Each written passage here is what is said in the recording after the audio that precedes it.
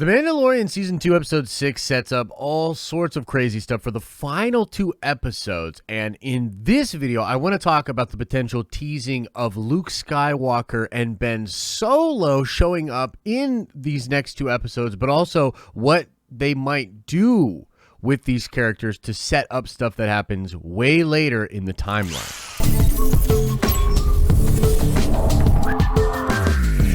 What's up, everybody? It's Josh. Welcome back to the channel. Smash that like button, and please, if you are not subscribed to the channel, you might want to do that. Now, Season 2 of The Mandalorian has been incredible, and Episode 6 was no different. It was mind-blowing, but it's really a Boba Fett episode. I mean, this episode is all about Boba. He has a grand entrance. He comes in, whoops a bunch of butt without his armor, then he whoops a bunch of butt with his armor. The dude's like Batman and John Wick, all mixed up into a badass Mandalorian body with sweet armor. It's really cool. Fans have been waiting a long time for that. It was epic. But like, while all that sweet Boba Fett action was going down, there's also the backdrop of this crazy Force magic happening on the Seeing Stone. I mean, I was blown away that the show goes right to Tython. Grogu goes right to the Seeing Stone. They plop little dude on there, and then he's pretty much good to go. And a couple really interesting things happen in this sequence that are worth investigating. I mean, first, Din sets Grogu on the stone, and there appears to be this little crystal butterfly that he interacts with before activating the power of the Seeing Stone. Now, that little crystal butterfly has been seen before in the Darth Vader comics and in a short animated film which involved Han Solo, Chewbacca, and Ben Solo.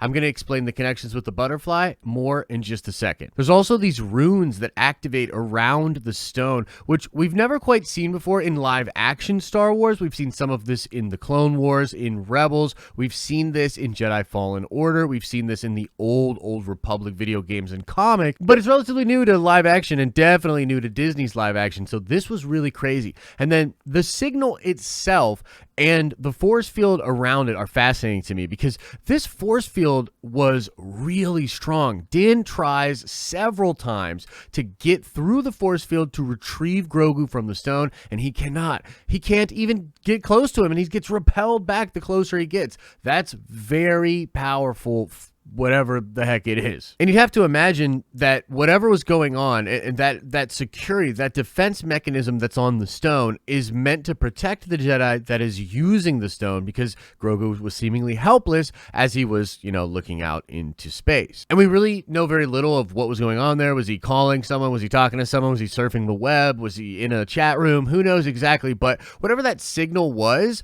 I think it was massive and important enough to be picked up by whatever Jedi were around, mainly Luke Skywalker. And I know there are a lot of different Jedi or Force-sensitive people that could hear the call of Grogu and come to Tython or come looking for Grogu or whatever, but to me, it still seems like Luke Skywalker is the obvious choice.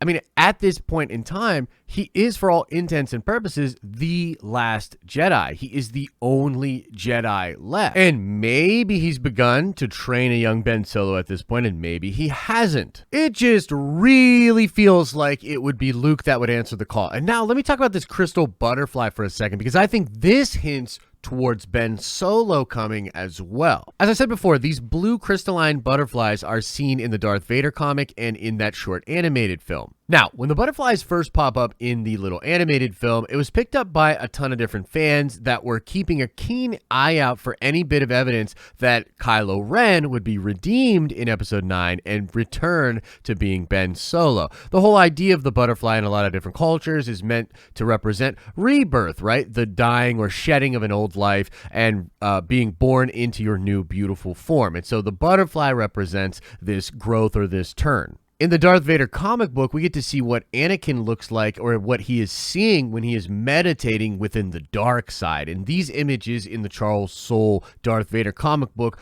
are fascinating. I love how his limbs are a different color than his body because he no longer actually has his limbs, but in this meditative form, he is still kind of whole as a body, but there's a difference between his limbs that he is missing organically and the ones that he has. And then there's these blue butterflies. In the midst of all this hate and rage and thunder and just total yang and dominant energy, there's just these little blue butterflies, seemingly peaceful, seemingly a little bit of yin energy, a little bit of positivity, a little bit of light, even in this very dark area. And I think Charles Soule puts the blue butterflies into this comic book intentionally. I think it's purposeful. Like, the imagery is there to have this representation, not only a link to Ben, but also just a link in general to being within the dark. There's always light. There's always the chance at rebirth, right? And I think that's what those butterflies mean. Now, is this just sort of a weird symbolic, like, little nod to the struggle that Grogu is going through, and the fact that Grogu, just like Anakin,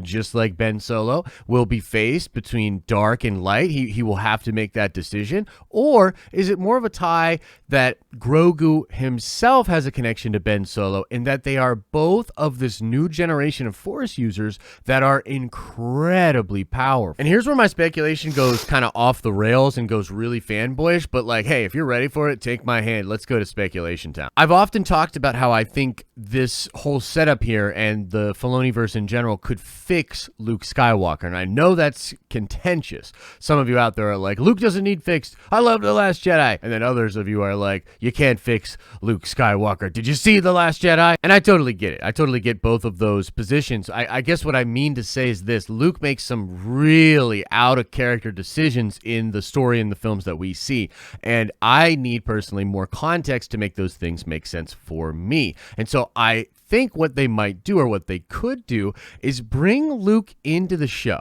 have him interact with Grogu and be interacting with Ben Solo. And perhaps we could learn through some dialogue that Luke is aware that the new Force users are incredibly strong, and that the Force itself is funneling all this incredible power through much fewer organic beings, therefore making each Force user much more individually strong.